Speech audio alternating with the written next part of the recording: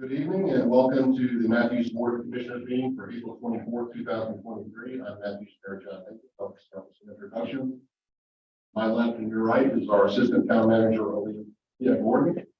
We have Commissioner Renee Carter, Commissioner Larry Whitley, Mayor Pro Tem Ken McCool, our Town Manager Becky Hawk, our Town Attorney Charlie Buckley, Commissioner Mark DeFano, Commissioner Gina Hoover, Commissioner John Urban, our Town Clerk Roy Canapino, and our Communications Coordinator Maureen Keith. Start with the invocation, Mr. Buckley. Your mic's not on.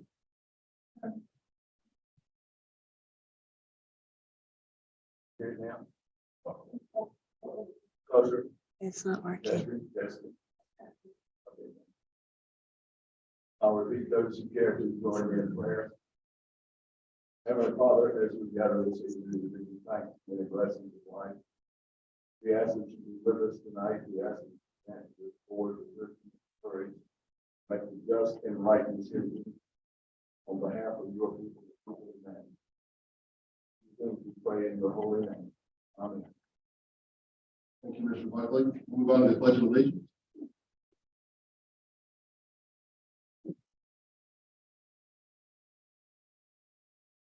I pledge allegiance to the flag of the United States of America, to the republic and one nation.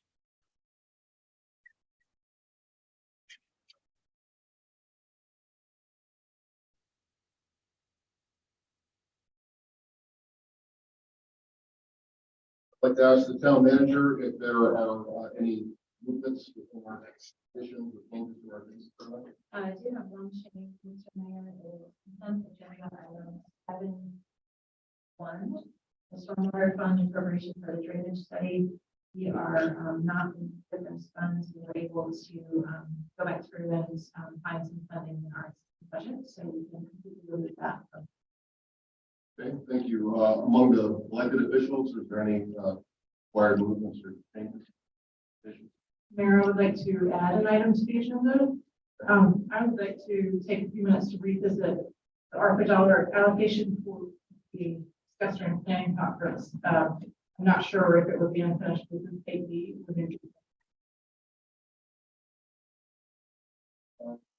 Let's move that to unfinished business 8B.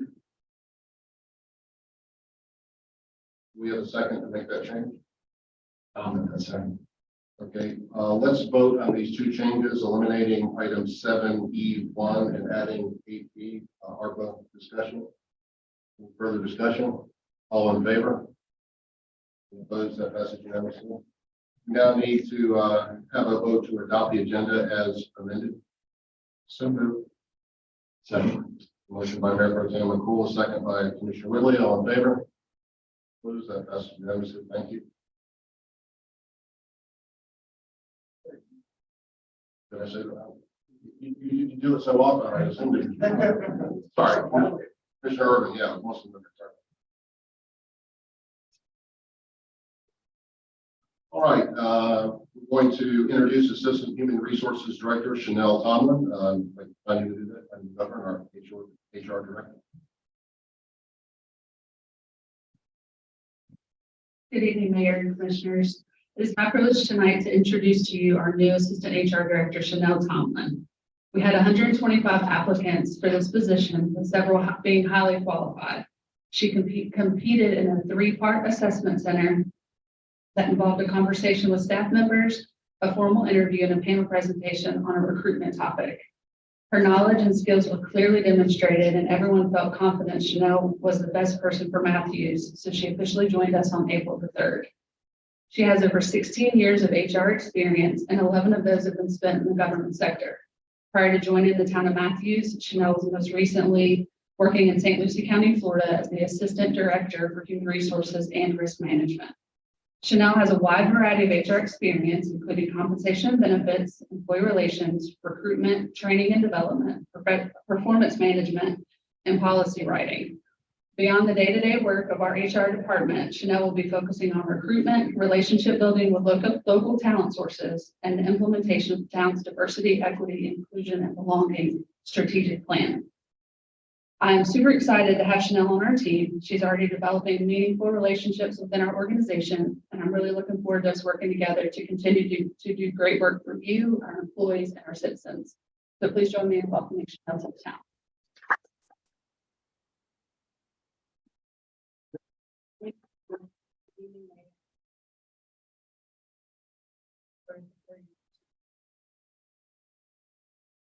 Very much. How many applicants did you say there were? 125. 125. Wow, let's give her a round of applause. All the good things you can do.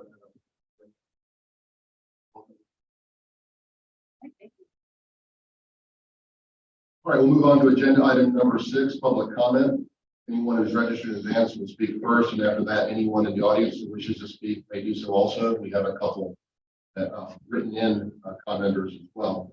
The first person that signed up is Mr. Randy Bennett. Sir, please approach the podium, state your name and address for the record. Good evening. 5 minutes. My name is Randy Bennett. I live at 13415 Phillips Road. I've been a Matthews resident since 2011. I came here with the hockey team. I've recently had an issue with the town with the UDO where I turned in my neighbor for having 15 vehicles as a home-based business and having employees come there. In turn, the code enforcement officer came and found my one work truck and trailer as a violation in my driveway. Now, I did what he told me to do, was go down and get a zoning permit to run my home business, which I don't run out of my house. Everything is in my truck and my trailer. After doing that, I then get a notice of violation because I turned around and was parked in my driveway again. I've had a meeting with the mayor. I've had meetings with several of the zoning board, the planning board over here, and to no avail. I mean, this paper really is useless to me now because I cannot park in my driveway, but yet, according to the code enforcement officer, if I work for AT&T or Pepsi or Verizon, I can have lettering on my vehicle then. But I can't have lettering on my vehicle now to support my family as a self-employed businessman. And the solution was not by one, but by 2 of the zoning board people to move. If that's how you guys want to treat the citizens and not help them, but tell them, well, if you don't like it, move. That is the wrong message to send to the citizens. And I think it's a shame that I'm forced that I can't even park. I've been threatened by the code enforcement officer that if I even park in my driveway to stop and have lunch with my family or to use my facilities because I'm working at one of your houses and I don't use your facility, I'm gonna get a fine with being there for 5 minutes.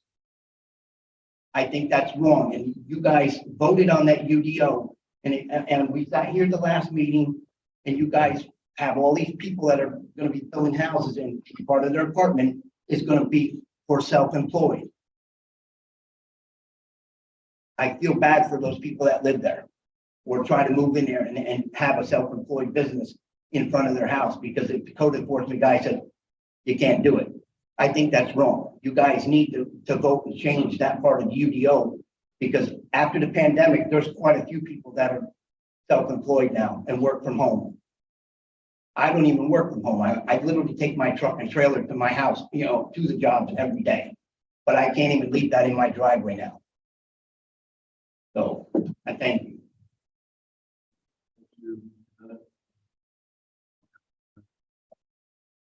Sure. Mr. Bennett is correct that it is currently a violation of to have the trailer parked the way that has the house. So I do know that planning staff and enforcement are reviewing a number of issues that are UDO to see if there are any staff suggested changes to be made certainly something like this, it would be ultimately up to the board, if you're interested in making any changes to UDO regarding the prohibition on trailers of this nature, parked the way that right now they're.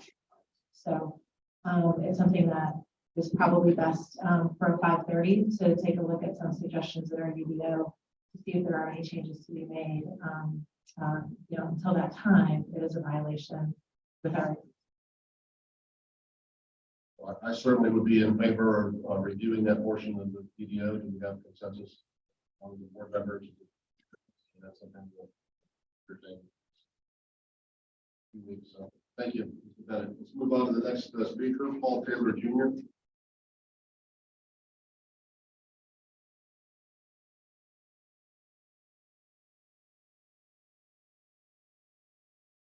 Insert, please state your name and your address for the record, and you'll have 5 minutes to make your comment. Good evening. My name is Paul Taylor Jr. I reside at 444 East John Street. I've been a resident of Matthews permanently since April of 2020. And I've seen the change over the years in downtown Matthews. I speak to you as a resident, but also as an employee at Colonel Beer Temple with regards to the UDO regarding food trucks and they're not being able to park in public spaces downtown. I started a petition and I will read some of that petition to you right now. And over the last several years, food trucks have been making a big impact in downtown Matthews, fostering relationships between small businesses, food trucks, and the community, not just in Matthews, but the Charlotte metro area as a whole. These food trucks have been able to provide diverse food options to thousands of people. They draw people to Matthews that otherwise wouldn't have followed their way here without those food trucks. And they contribute to the vibrancy of our downtown. They bring exposure to local businesses and ultimately contribute to the growing interest in our town while typically taking up only 2 parking spaces. Honestly, I think it's a small sacrifice to make to bring people to downtown to shop, to dine, to drink, not just support our business, but also businesses close by. We've heard from other businesses such as Sante that, they've had people come in and say, well, we went to the food truck down there by downtown and by Beer Temple, and we otherwise wouldn't have come here without coming and going to the food truck and then seeing, oh, there's a restaurant here. Let's go and dine here next time we're in Matthews. And I think that it's, again, just a small sacrifice to make to bring people here that otherwise may have not ever shopped in Matthews. And I know that there's been talks of public safety with regards to people spending time at these food trucks. And to that, I have to say, what kind of downtown do you want? Do you want a downtown that's more friendly for cars? Or do you want a downtown that's more friendly for pedestrians? People shouldn't be speeding through Charles Street, Trade Street. They see a crowd of people, they should be able to slow down. I think it's a little bit ridiculous that someone is afraid of a pedestrian. So that's my piece. Thank you for your time. I ask a question. How many people have signed your petition? 630. Mr. Collins.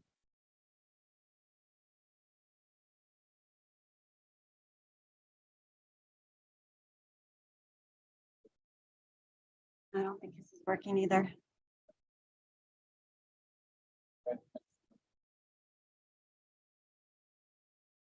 Okay, thank you. Thank you for commenting tonight. Are you submitting that petition as part of the public record, or are you just saying? I can submit it as public record. Yeah. So I was curious because you said you had 695 and you were reading the petition. I was wondering if you were actually reading Yeah, it's 630. or 630. Yes, sir. Yeah, I can submit that as public record. I did not look as to how to submit that publicly. I'm more than willing to. It's just on change.org. Sure. So it's just online. Yes, that would be good for all of us to know. Okay. All right. Thank you very much. Yeah, thank you. Right. And just to be clear, what this board discussed was prohibition on food trucks that were in the public right of way, which is against our current ordinance. And I think there is a desire to come to some sort of solution. Can I ask the town manager if discuss this with our planning director and we have something in the works that may address this issue. Sure. So there is a text amendment that we had the public hearing on at our last meeting, and that was sent to the planning board and come up this board for a vote next month. That text amendment does allow trucks in designated areas of a public right of way under a program. And our planning director is actively working on a good example that Charlotte utilizes for a similar program. And has been in contact with their truck coordinator for that program, who actually happens to be a Matthews resident, but very open to and coming up with a program. So it is his hope to have at minimum some bulleted outline of an actual program, if not something kind of fully fleshed out for the board to take a look at when that comes up for a vote. Thank you. And I do want to thank our downtown business owners, including Mr. Jasek, for complying with our request to hold off fairly until we can come up with some sort of solution. I do agree that the food trucks add greatly to the vibrancy of the town, and we want to allow them in a safe manner, again, as soon as possible for this particular program. Does anybody else have any comments on this? Commissioner Gardner?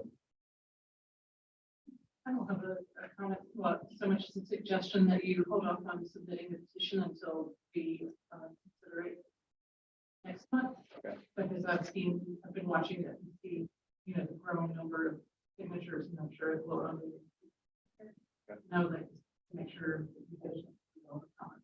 Okay, thank you. Commissioner Spano? Yes, I'm sorry, I disagree with that. It was brought up during this comment session. I believe it should be part of the public record as of tonight's meeting. Thank you. All right. Thank you, Mr. Taylor. We'll move on to Benton Cook.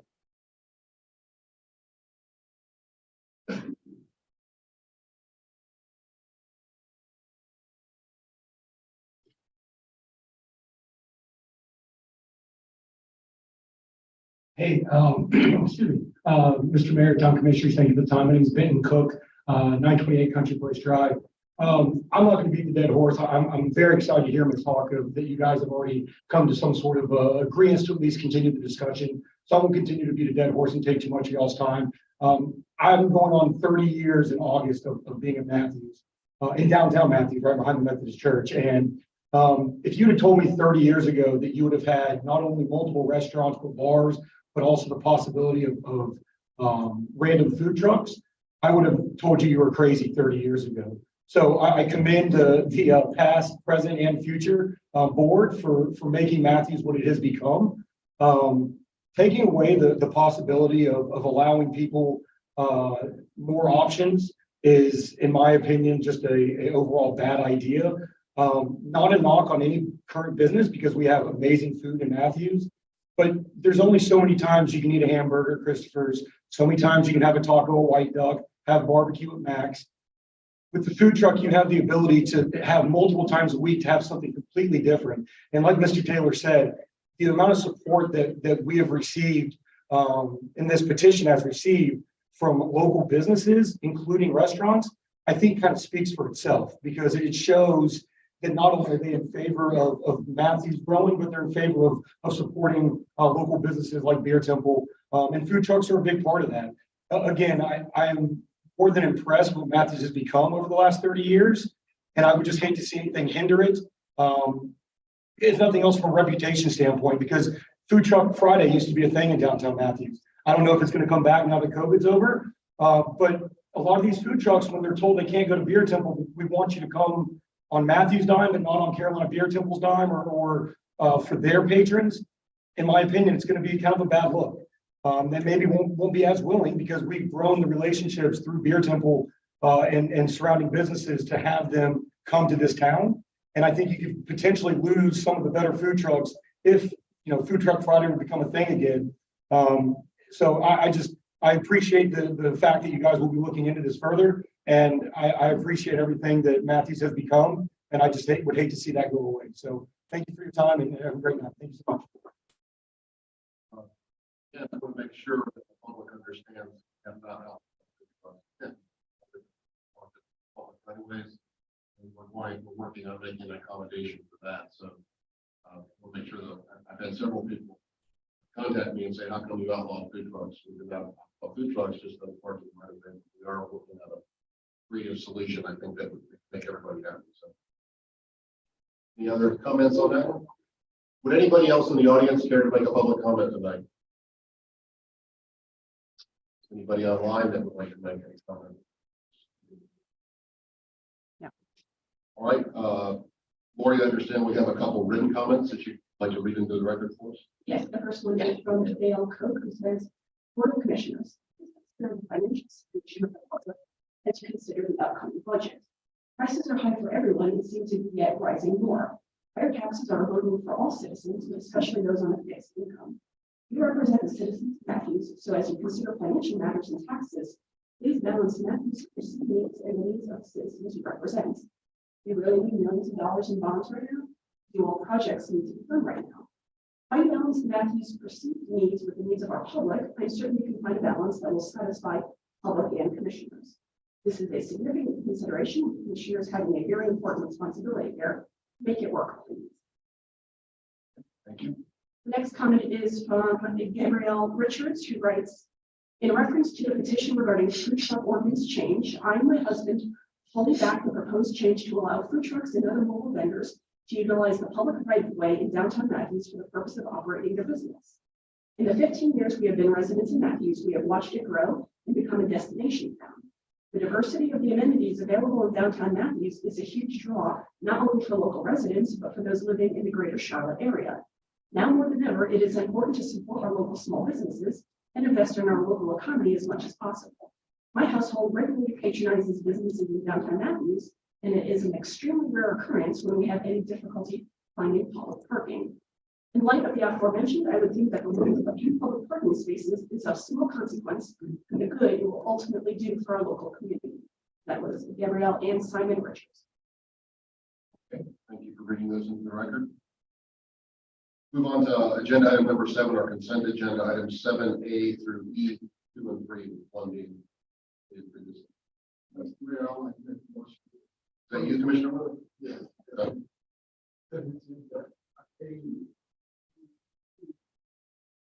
Second.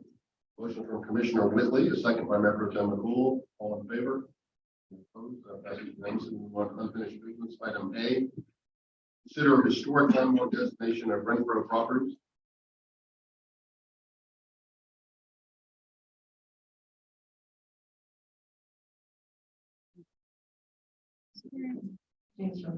Jay is remote. He's coming. Okay, so- He's coming right now. Mr. Camp, can you hear us?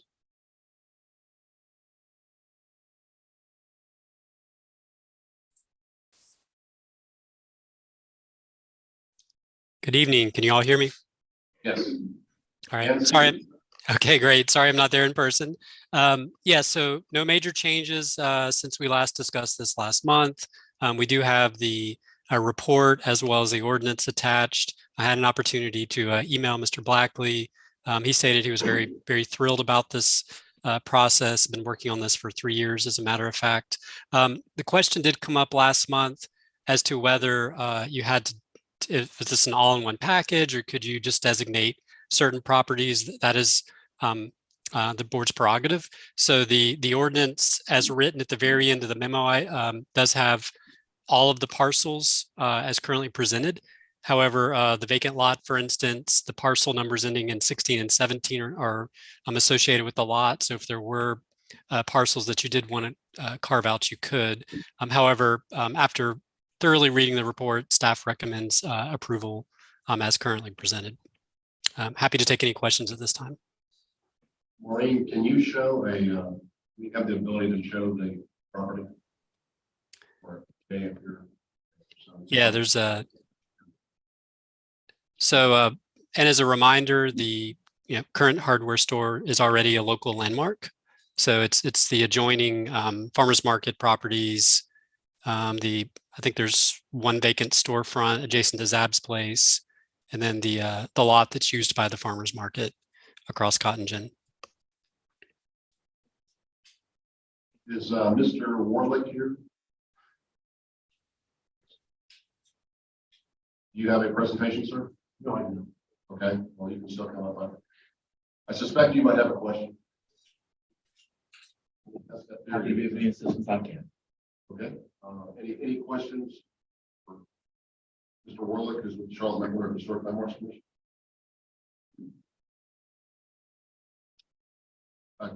Mr. Tafano?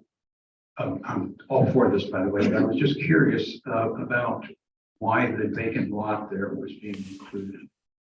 Vacant lot is being included because it was the former site of the cotton gin and the seed warehouse. Okay. So it's not just empty land, it's representative of the significance of that area to the town, given it's there in the heart of town. Excellent, excellent. Is there going to be some kind of a marquee or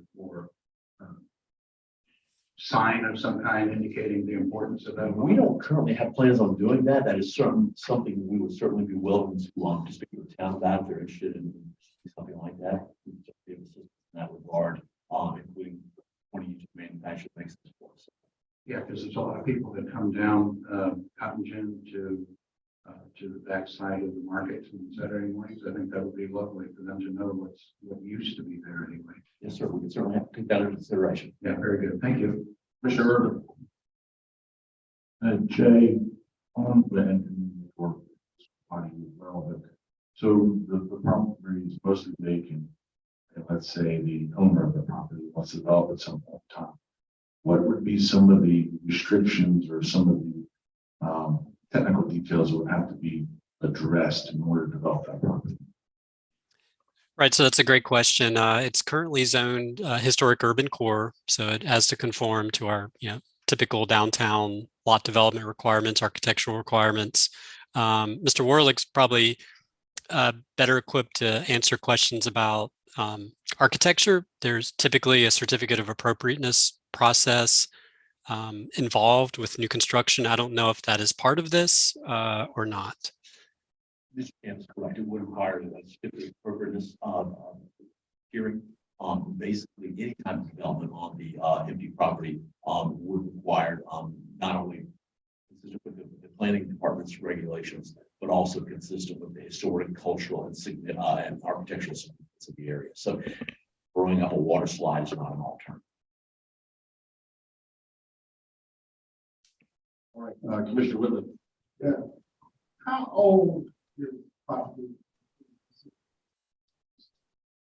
Sorry. Yes, sir. Under North Carolina general statute is 50 years or greater.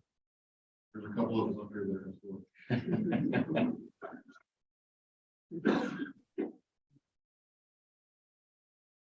All right, are there any other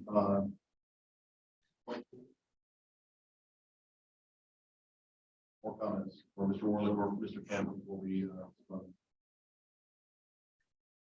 by the way, I understand, Mr. Camp, you're at home because your daughter Annabelle is celebrating her 15th birthday. Yeah, she is. They're waiting on me in the next room. It's birthday cake time. I appreciate you all letting me be remote this evening. Please tell her happy birthday on behalf of the board and everyone here in this room. Oh, I'll let her know she's famous. All right, do we have any motions? Commissioner Urban.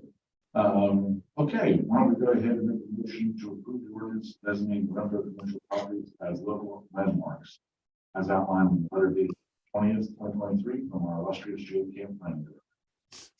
I'll second that. Motion by Commissioner Urban, a second by Commissioner Garner. Any further discussion? All in favor? Any opposed? That passes unanimously. Go eat some birthday cake, Jay. Thank you. Thank you. Good evening. Move on to item 8B. I'm going to turn this over to Commissioner Garner. You wanted to have a discussion regarding our ARPA funding, and so the public knows we had some significant discussions about this over this past weekend on Friday and Saturday at our planning group. Commissioner Garner. Yeah, so I was thinking about the discussions that we had during the planning conference, and mostly about how we discussed use of ARPA funds. I believe that since then I've been thinking about the process, and I believe that we need to look at those dollars in conjunction budget. There are definite pressures on budget this year. And if there are things that we might pull out, single use, single one-time fees, that we could pull out getting ARPA dollars. I feel like that would help our budget process. I also think that we've had 2 years of conversation about how to spend ARPA dollars, and some of that was missed during the planning conference. So I don't want us to lose sight of our own visions for the town, and would like to take a moment to pause on issuing any RFPs going forward until we can look at those items together. So your request is to not even prepare the RFPs at this point. Well, I do feel like if we prepare the RFPs, we're sort of tiptoeing down the line towards issuing them. If we take a pause on all of that, so and the budget season is right in front of us. If we just take a pause for a few weeks, get it all together. If we're looking at how to sides. Commissioner Gardner, just for clarification for the public, which particular RFPs are you discussing? I don't remember exactly what we were issuing RFPs. Sure. So my notes have RFP for the Parks and Recreation Master Plan, the Public Works Stormwater Assessments, and the Town Hall audio upgrades that we're going to be providing for the other audio or our other rooms. So the total there is. Yeah, that was the next question. The stormwater is 650, so it's over $1 million in RFP just for the RFP.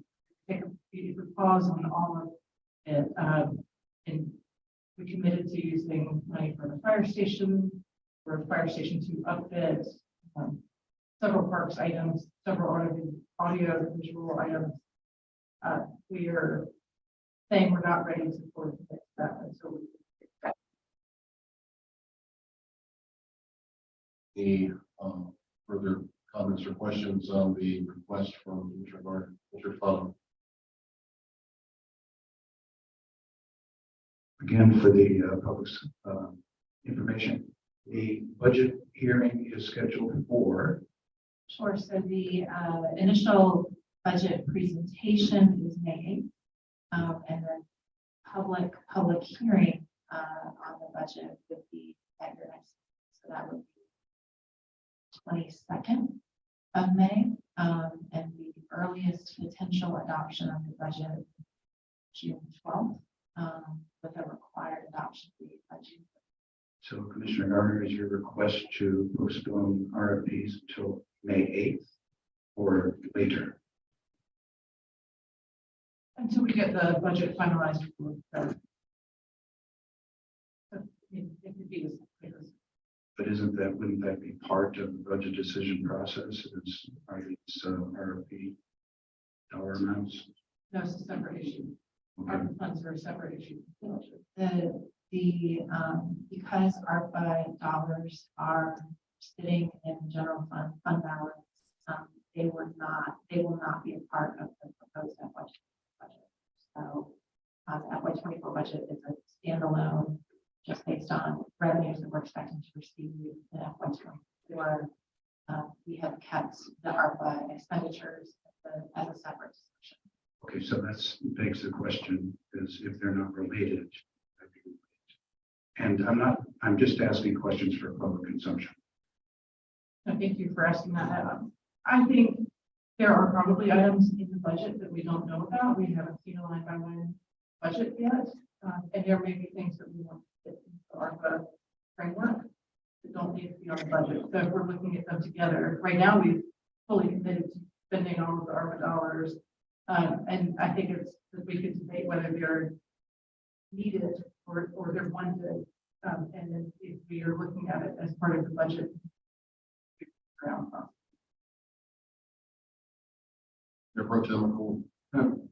Sugar, are you specifically talking about like not recurring costs, but single costs in the budget to replace with ARPA funds? Well, yes, it would be single cost, but not having seen the budget, I wouldn't know exactly what items they would be. I just know that they're, I suspect in my mind that I've been talking about for 2 years using ARPA funds to cover HVAC for town hall. That's a one-time funding opportunity. That's $500,000. So I feel like that, maybe we want to look at all at once and see if that takes any pressure off. The public comment earlier said that we're all worried about our own person. That leads to my second question.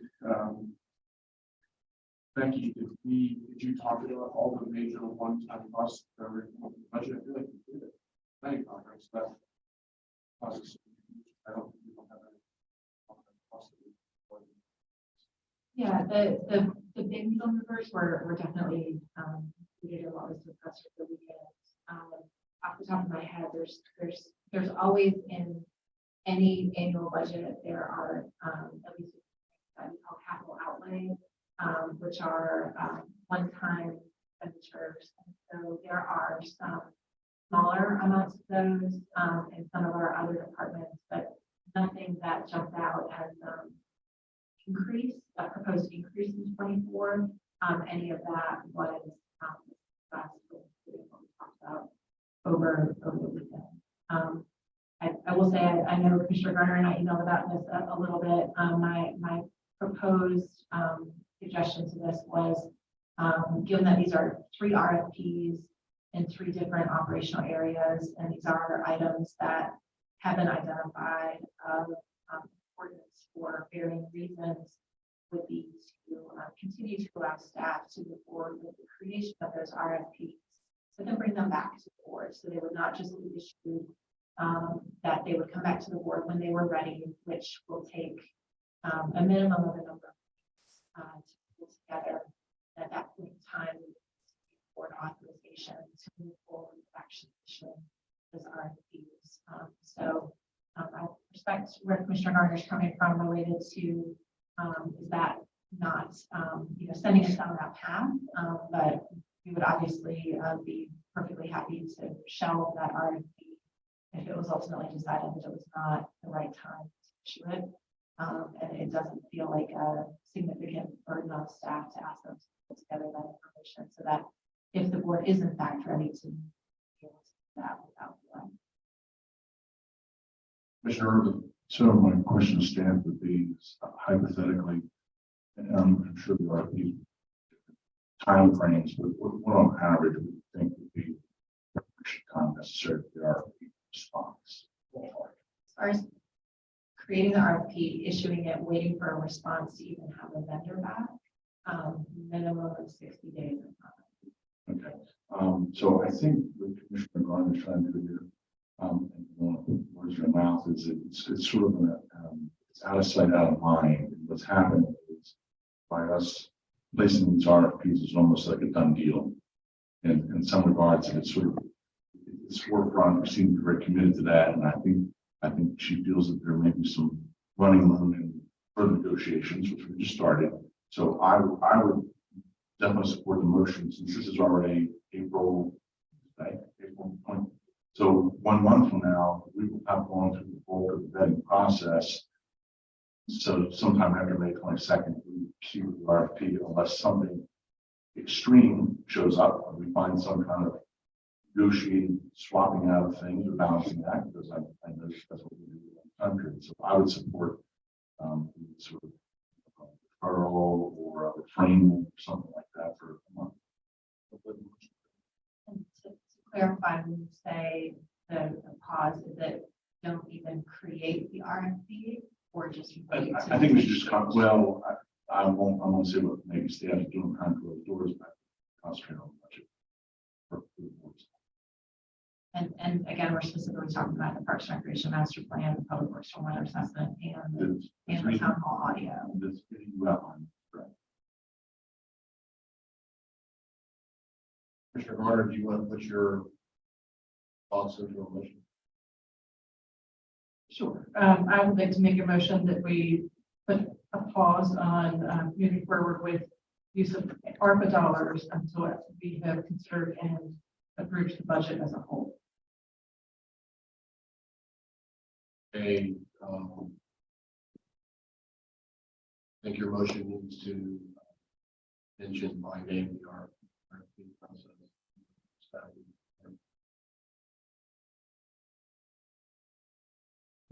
Including pausing the RFP process. Yeah. So what we have not discussed then tonight is the fire station 2 outfit. The Riverbanks connection, we plan on pulling off on regardless. But the fire station 2 outfit and the RMS CAT upgrade, neither one of those require an RFP. Folks have already been vetted and received for those, and those have not been discussed as far as those. So as I heard your motion, it was to pause on all of the spending, which would wrap up fire station 2 and the CAT RMS upgrade, and this would also not be spent.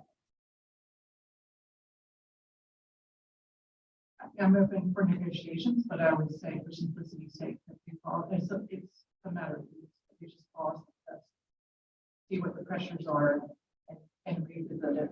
We voted on the budget. Mr. Smalley. Yes, in spirit of negotiation, we just had 2 microphones replaced tonight because they didn't work. And we've got people out there that are always complaining about the audio visual. And I want to thank, by the way, Commissioner Hoover, to give her credit for putting that on the agenda for the planning conference because it was sorely needed. I would like to go ahead and go forward with the audio visual part of it because we really need it, Commissioner Garner.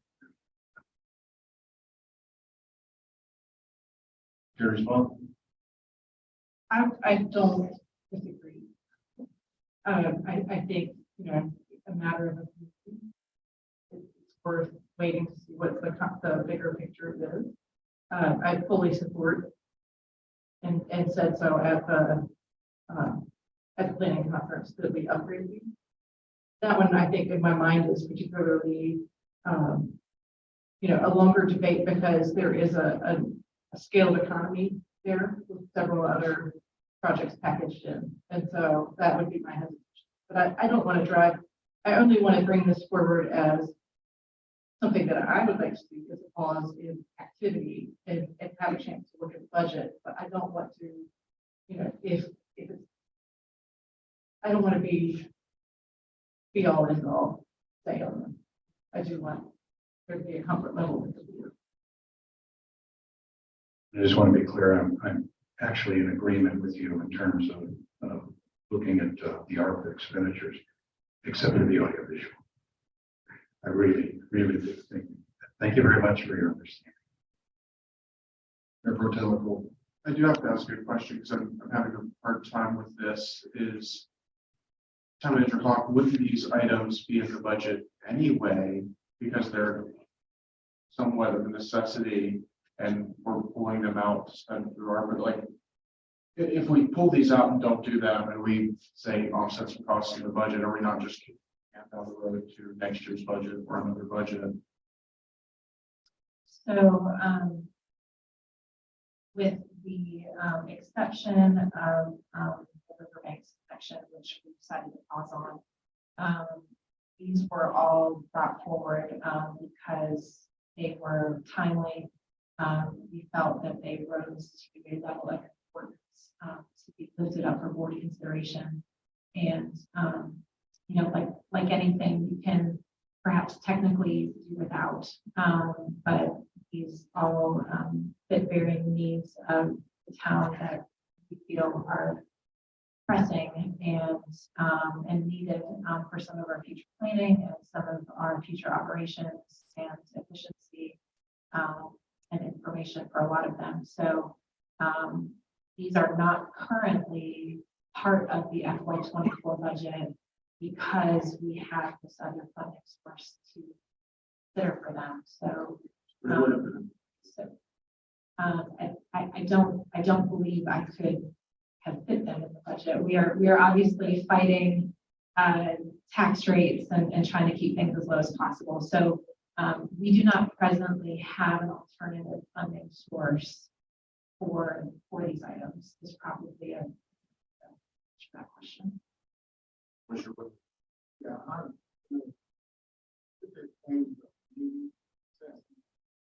those three things that you talked about. Sure. We talked about this system, station 2, it's 20 years old. 20 years old. The police department. I think keep those and put the budget and make the budget work. We got a good clips off the budget for the years. So I think we can do that, but I don't want to delay it. It's like I'm saying, this is that's For the sake of argument, I don't think there's a lot of cost if we pause for 2 weeks. We'll have our first pass of the budget in May. Certainly don't have a problem. Maybe we could revisit this conversation on May 8th.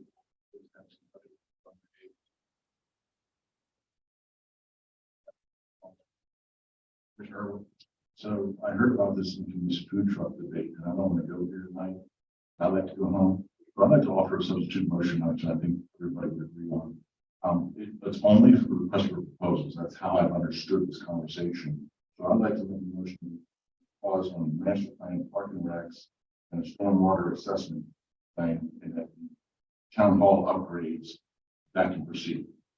Obviously, we won't know what the numbers are for a month or so anyway, so I'm not sure it's going to affect our outcome. But I think it's the better part of consensus tonight is that we pause on some of the RFPs,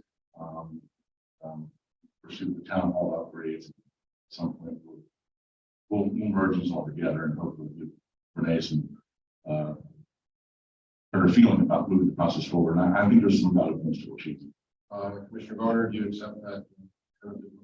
I will rescind my motion and second Commissioner Irwin's. To May 22nd. okay. So we're going to be into that budget. Yes. And we're pausing. What about the other part of the project? So we're Money pausing. talking RFP. So we will, so the fire station 2 outfit and the RMS and CAD, those will still require a budget amendment by the board, which will be board action. That's correct. So the motion is that those can come forward at the next Is meeting. there any more motion? Because my opinion on those is that public safety, life safety issues, and that doesn't rise to the level. They rise way above the level of this conversation about these articles.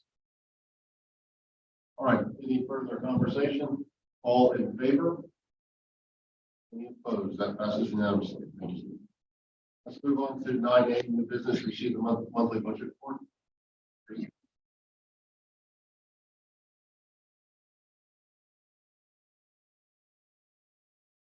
Good news. So far, so good. Superintendent, Mr. Mayor, members of the board, and you have before you the March 2023 monthly budget report, and I am happy to report that sales tax do still seem to be, I don't even know the word anymore. They just amaze me every month when they come in, which is a very good thing. We are 19.69% over year-over-year in sales tax revenues. Recreation revenues are up 35.4% year-over-year. And our Avalon collection rate is up 2.55% over the same time last year. So people are paying, more people are paying their taxes in a timely manner than last year. And so in sales tax, we've collected 7 months, so we still have 5 months to collect. So we still see a very bright future in that. And as we discussed this weekend, the state does see it slowing some, but not like taking any type of dives, and they still are projecting an increase going through FY '24. And year to date, our revenues overall are up 6.2% year over year for total revenues combined, and our expenditures are only up 0.3%. So the departments and staff of the town are doing a great job to keep expenditures as low as possible, while we are also enjoying some higher than anticipated revenues. Questions or comments for Ms. Wall, Commissioner Connell? Yes, you mentioned that we're projected into 24 for continued growth. Was that just for the sales tax or Yes. for just for the sales tax? Okay, and that projection comes from, Well, from looking at current year and projecting, and then also the League of Municipalities puts out their projections and survey each year, and their projection, looking at the state as a whole, they project a 6% increase year over year in sales tax revenues. that's exactly the answer I was looking for. I was looking for the agency or Yes. that actually made the projection. Yes, Forecast. because the North Carolina League of Municipalities. Thank you. All right, any other questions, comments for Ms. Hall? Report on item B, consider authorization of application for Governor's Highway Safety Program grant. Chief Williams. And Ms. Hall. Good evening. 2020, the board approved, this department moved forward with applying for the Governor's Highway Safety Grant. There's a 3-year grant, and it started off with 100% reimbursement for equipment for the officers. We have 2 officers dedicated to it on a sliding scale over 3 years. The first year was 85% was funded by the state. Second year was 70%, and the third year was 50%. We are in the third year. It's ending September of 2023. We would like to apply to get an extension of this grant for an additional year. I believe that was, when it was presented initially to the board, that was presented as an option that the grant could be extended. I've spoken with the director of the Highway Safety Program, and he acknowledges that we can extend this grant. It is, I think when it was presented to the board, it was portrayed as a 50-50 match. In reality, according to the director, it is a 25-75 match. So they will fund 25% and we will fund 75%. This has been an important program for the police department. I know everybody is aware of the traffic that we have, and I know you've seen our officers out there running radar and making traffic stops along Independence Corridor and other traffic hotspots. Also, the traffic signs that were paid for by this grant. See, there's an operation of the radar trailers, the speed trailers. I have 2 dedicated officers who have written probably 80% of the citations for this department and traffic. Can you tell me where they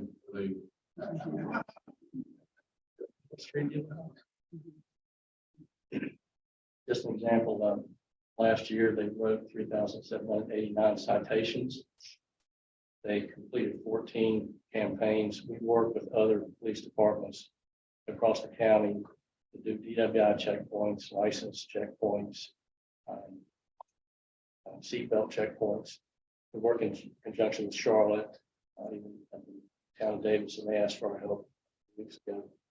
Mecklenburg County Sheriff's Office asked me to sign a mutual aid agreement with them the other day. So we work well with other agencies and performing these tasks. We had 95 traffic initiatives completed. We had 10 educational events completed. They made 125 misdemeanor arrests and 11 felony arrests. So they're very active, and they've also reduced crashes by 3% last year. So they're getting the message out. I think it's an effective use of funds, and we would like to be able to apply for this extension with the understanding that the town's portion of it is 75% and the state will pay 25%. Katie, sorry for clarification, the notification of this doesn't come until is it October? Correct. The window for applying is now, we submit our application. I've reviewed the past, the documents on this grant, and they don't notify anybody that they approved it until October. It was October of last year when I received a letter from the state saying, congratulations, your grant has been approved for this year that we're already into. So I would expect, from speaking with the director, that as long as we've been performing and meeting our goals and objectives, which we have, that we should be good candidates to get an extension to this grant. I do have a question, and I'm struggling to see any downside. Is there an option that we eliminate these two positions, or we get 25%? Why would we not do this? It's, the short answer is there's not a good reason not to do it. A lot of bringing this forward was simply that, when the board heard this a couple of years ago, it was presented as a 50-50 in perpetuity. And so we felt like in the interest of transparency, it was important to bring it back to the board and make sure that you were still interested in funding these two positions, understanding that more of their cost would be on the town's side of the ledger as opposed to the grant's side of the ledger. And also for clarification, Katie, is this just a one-year extension and then it would be unlikely that there would be a year 5, or is this just a every year have the potential to reapply for the 25%, but you know that there's not necessarily a guarantee. A lot of it's going to probably come down to bill. That's correct. That's correct. We have to apply every year now. This was initially a 3-year grant, and we still had to apply every year to provide the reports to show that we were in compliance with the agreement with the state, and that we had done the enforcement actions. It's shown some positive results. So it's something we have to do every year. I think it was initially set up as a 3-year seed program for the departments, but they will allow us to do extensions in perpetuity as long as we're in good standing. For the town manager, these two officers, 75% of their salaries and that are baked into the post. So that is what Katie and I have been talking back and forth about is do we budget in presuming that we're going to get the grant when we won't know until October, or do we budget in for full funding at the town's expense, and then there would be an offset if the grant came. So we've got to figure that out in the next few days. I don't know that we're entirely settled on which one it is. One of those is scenarios. Correct. Under either scenario, these positions will be funded, and these officers or these targeted. Yes, Chief, I think you answered my question, but I want to re-ask it. Since this is an extension, the $42,956, which is the 25%, that's guaranteed to us. Yes. Yeah, we don't have to go through any additional grant writing or any of that nature. We have an application ready to be submitted. We talked to our grant liaison. We reviewed it. We're ready to go. It's a standard form that we submit, showing what we've done, what we're planning to do. But to clarify, it is not guaranteed. We do not know until October if we will receive the 42. That's what I was asking. So when they said an extension to the grant, I automatically assumed that it was Not automatically. Well, even at that, I'd like to make a motion to authorize the police chief to pursue a continuation of grant funding from the existing traffic safety positions through the Governor's Highway Safety Program, GHSP, for fiscal year 24. I'll second. Motion by Commissioner Cotto, a second by Officer, former officer. Any further discussion, Commissioner Irvin? Thank you. Just a quick clarification. So under the, and then maybe just a sleight of hand between reading one thing versus another. The FYI 2024 budget, you stipulate GHSP grant on $80,500. But the numbers, you know, if you add everything together, are much higher than that. So where are the delta missing? Sure. So in last year's budget, we budgeted $80,500 because we were at a 50% reimbursement in So last you're year's taking budget. the excess from the 50% and adding it, and so we're making it. So the 80, okay, that's, I knew that was something. Thank you. No further discussion, all in favor? Opposed, that passes unanimously. Thank you, Chief. Question, Chief, that, when you're talking about the training concept, Mr. Garner, Uber asked me something. When we had those numbers, could you have your officer put the numbers of all the Crestfield and Charles Street trucks stuck on? I've had it number, I went back this weekend, could not find it nowhere. Could, so we can have those, and there was a wreck of training. And I've been there 26 years, I think that might have been maybe 2 years ago. That was pretty good for me. What time period? Like you just mentioned 15 years ago, what time period would you like us to go back and do that research? I'm trying to think. It's quite, 10 years, but if you can find the year that we did have the regular training that would help me. Thank you, Chief. I'll do it. Thank you. Thank you, ladies and gentlemen. All right, thank you, sir. We'll move on to item 9C, receive an update on our solid waste contract. PGL. Agenda items here this quick. Made an error in the last thing I brought you. I used to read numbers after we got the proposals in to turn it in the next day. Made an error, unfortunately, a large one. What I brought you last time was roughly $377,000 lower than the actual proposal. So the way I had looked at it was not correct. When I went back to the RFP, the way that number should have been calculated, should have been multiplied to get by all the residences in Matthews versus the 100 pickups per week. Basically what that did is that brought Waste Pro to be the not the lowest proposer, or they have since come back through negotiations and brought a slightly lower number. That was today. That would bring them to be, again, the lowest proposer. The what they brought to us in the original proposal was $2,178,252 per year, which is roughly a $19.10 per resident per month rate.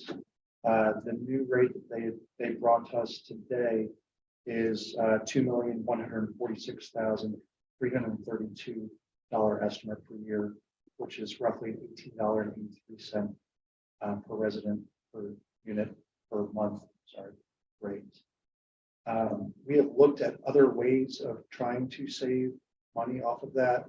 We looked at options of maybe moving to quarterly pickups for bulk rates, which we thought would lower the cost. Based on the number of pickups we have, though, that would result in having trash out in people's lawns for that quarterly pickup for weeks at a time. I don't think that's something we want. We can keep looking at that and see what that would save us. That's not something that I would recommend at this time. So basically, I'm still proposing or still recommending going with Waste Pro, but at the revised rate. CJ, if we went to a model where our citizens had to pay on their own for a bulk pickup, That would save roughly $166,000. how much would it cost? More this year. We talked about $100 to pick up, but I don't know if that is. Project value.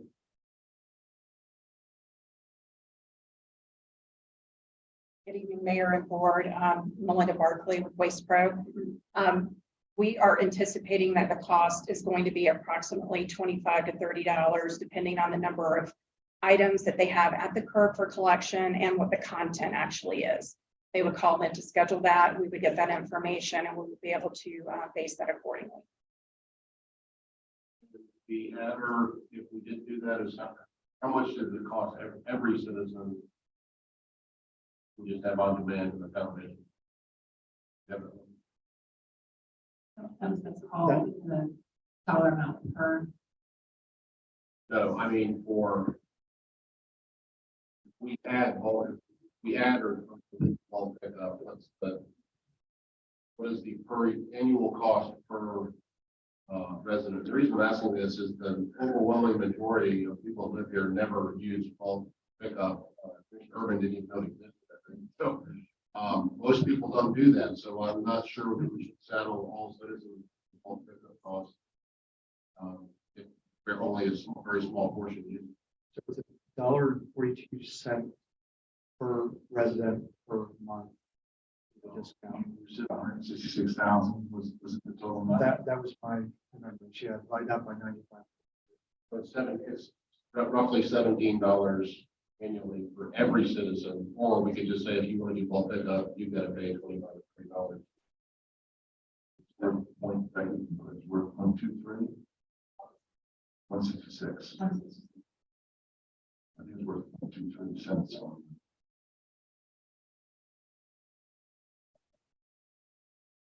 One, two, 123. Almost a quarter cent of the tax rate. Yes. I think that's something we should look at because again, most people, I think I've lived here for 25 years, maybe twice in 25 years, and most people pick up very big security. So I'm not sure that we all should be paying. Commissioner Connell. Not so money. Are we ready? We're finished. Quick Get your call. bulk pickup. First of all, that was a great suggestion there. Thank you. I'm continually confused about the purchasing of the actual garbage bins. I'm hearing that we have to buy 11,000, that they're included, or what? I'm confused. So can you help me there? Sure. So the contract will replace all the bins that are out there. That's included in this rate. So there's roughly 9,500 garbage bins. There's several hundred recycling bins that the town doesn't have. Okay, so there's no added cost. I mean, yes, there is. I mean, but it's included in the quote. Right. All right, thank you. Remember, Tim, cool. So that means next fiscal year, you'd save money on bins, then you save a certain amount. No, because they prorate this over the 7-year contract. Okay, so it's not, we're taking in the cost right now. I should, I'm sure. You've already, I tried. I don't know if you know this, but Linda, do you guys use the local provider of bins? I think. We actually are looking at 3 different companies to find the best rate with the best assembly and delivery. So we're taking that into consideration. Yes. Okay, any further questions? Commissioner Spano. I'd like to make a motion to give staff further direction on whether to continue negotiations with Waste Pro or staff to continue negotiations with Pro at a lower level of service and an effort to lower rates.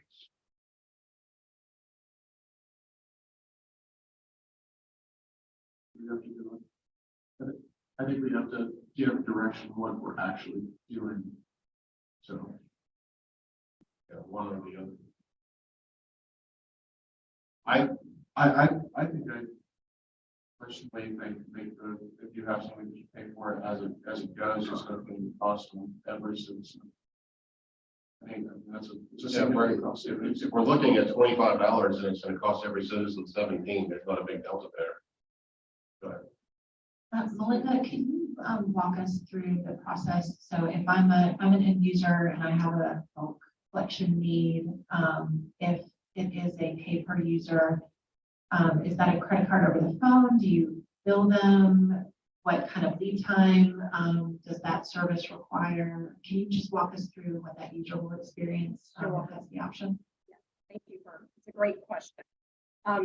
The individual citizen would contact our facility. We would then at that point determine what the materials are that they're wanting to have collected. We would schedule the specific date that we would be out there to remove the items, and then we would collect payment at that time for the schedule. And then we, of course, dispatch that out on the appropriate day, have the driver go out, retrieve the items, and then close the route. I just thought of an unintended consequence. I think if we do this, we're probably gonna find mattresses and televisions on the side of the road where people say they're not gonna pay $25 and it's something that's more like market. Would there be an option if we tried this, that we could maybe opt back in during the contract, if that ends up happening? That's that in the past, it's a real problem. Do we know what the record of bulk pickup is? Do we have a track on everything? 100 a week. 100 people. It shocked me. I was shocked at that. Really? Yeah, and I did verify that with the public. to be sure that-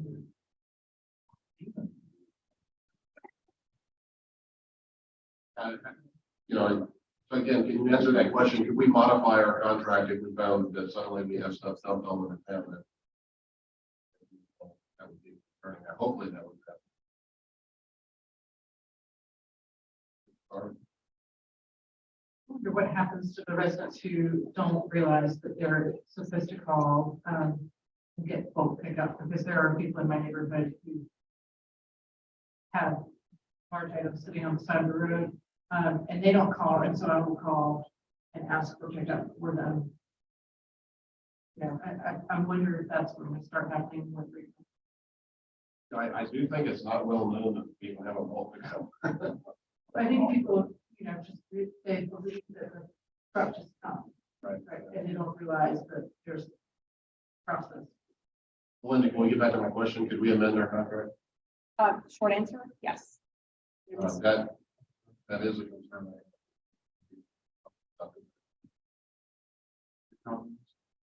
I would think that the cost and be negotiated at that point in time. Yes. But you're gonna do us a solid.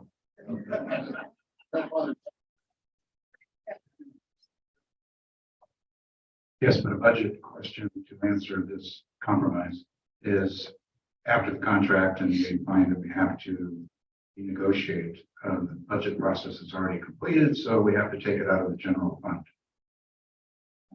Yes, I just want to make sure that's clear. So that was 100 and It's a 1/4% on our tax rate. We're trying to cut it where we can. Right, but I just wanted to make sure the public was aware that the budget process would have already been closed, and so we have to pull that out of the general fund. Fortunately, we have the funds available to do that.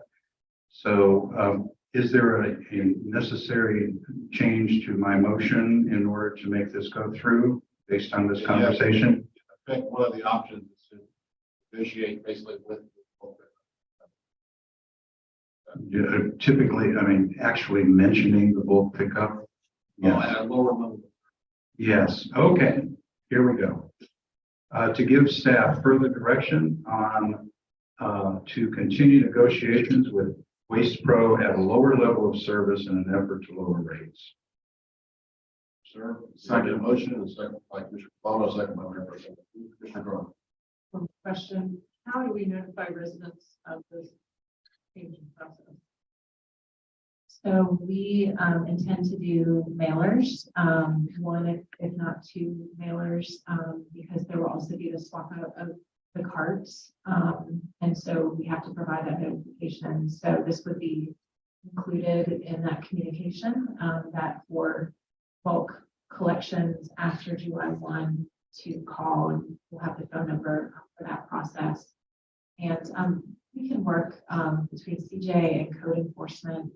I'd be interested, to your point, if people don't know what kind of sticker or notification we can provide to people, say, as far as that waste at the street would be, a violation, that provide them with notice of, hey, you need to call and have this here, there's otherwise a violation.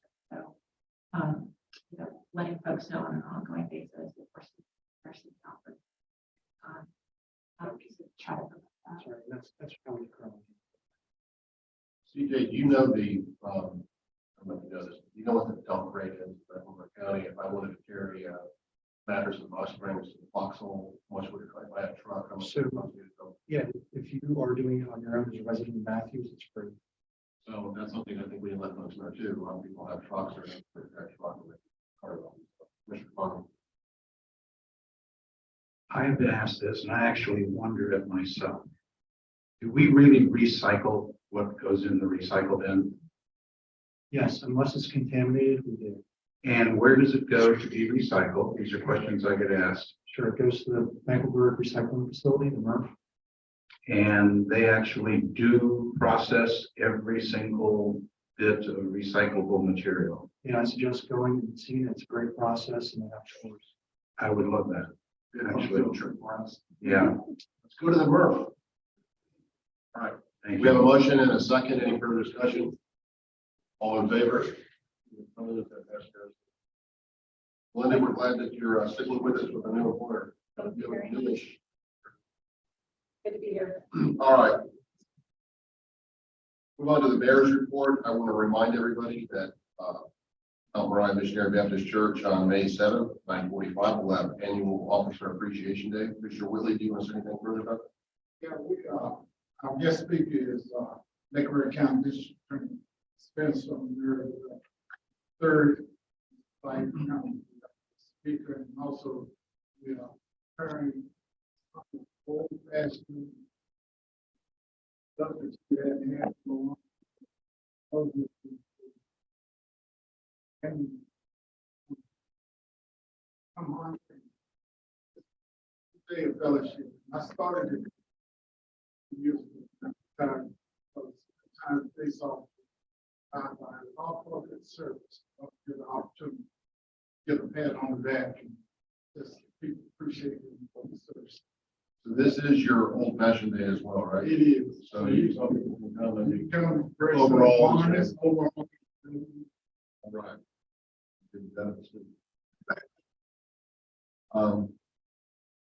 Claire, thing I want to announce tonight is that today is my bride's birthday, and I want to wish my wife a happy birthday. I won't tell you her age, but it's nice to be married to a woman. I'm not going to be sitting on a porch tonight. Anyway, happy birthday, Penny. That's all I have. Town attorney's report. I have no report, Mayor. Town manager's report. Motion to adjourn. Motion by Mayor Pro Tem Poole, second by Commissioner Urban, all in favor, all opposed.